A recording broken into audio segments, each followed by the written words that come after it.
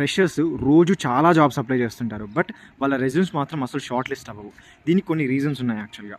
ఒకటి, మన రెజ్యూమ్‌లో థీమ్ అనేది ఉండదు. అండ్ స్కిల్స్ ప్రాపర్‌గా ఉండవు. ఓకేనా? అంటే ప్రాపర్‌గా ఏటీఎస్‌లో త్రూ ఎలా అయితే మెన్షన్ చేయాలో అలా ఉండదు. అండ్ ఇంకోటి ఏంటంటే ప్రాజెక్ట్ ఎలా ఉంది, వాటి డిస్క్రిప్షన్ ఎలా ఉంది అనేది ఉండదు. రెజ్యూమ్ ఒకసారి చెక్ చేయించుకోండి. ఓకేనా? సో ఇది మాత్రం డెఫినెట్గా చేయండి. ఇప్పుడు నేనేం చేస్తున్నానంటే, నన్ను చాలామంది అడిగారు, నా ఫాలోవర్స్ కానీ, ఇప్పటికీ నేను ప్లేస్ చేసిన వాళ్ళు కానీ చాలామంది అడిగారు, సో రెజ్యూమ్స్ ఒకసారి చూడండి అని చెప్పేసి. సో మాక్సిమం పీపుల్స్ని నేను చెక్ చేయలేదు. బేసిక్గా చాలా తక్కువ మందిని చేశాను. బికాస్ మాన్యువల్గా నేను చెక్ చేయడం అనేది లిమిటేషన్ ఉంటుంది కదా, సో అందుకనమాట.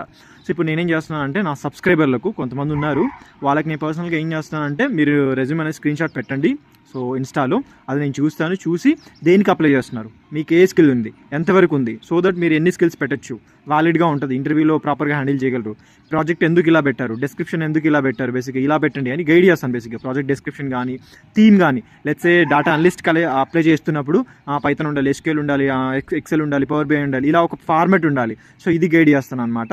అండ్ ఫార్మాట్ ఎలా ఉండాలి, సో ఏటీఎస్ త్రూ బాగుందా లేదా, అంటే ఫ్రెండ్లీగా ఉందా లేదా, అండ్ జేడీకి స్కిల్స్ మ్యాచ్ అవుతున్నాయా లేదా, సో ఇవైతే నేను గైడ్ చేస్తాను అనమాట. సో ఏటీఎస్ రెజ్యూమ్ రిలేటెడ్ కానీ, నార్మల్ రెజ్యూమ్ చెకింగ్ రిలేటెడ్ కానీ మీకు గైడెన్స్ కావాలి అనుకుంటే మన అకౌంట్ అయితే ఫాలో అవ్వండి.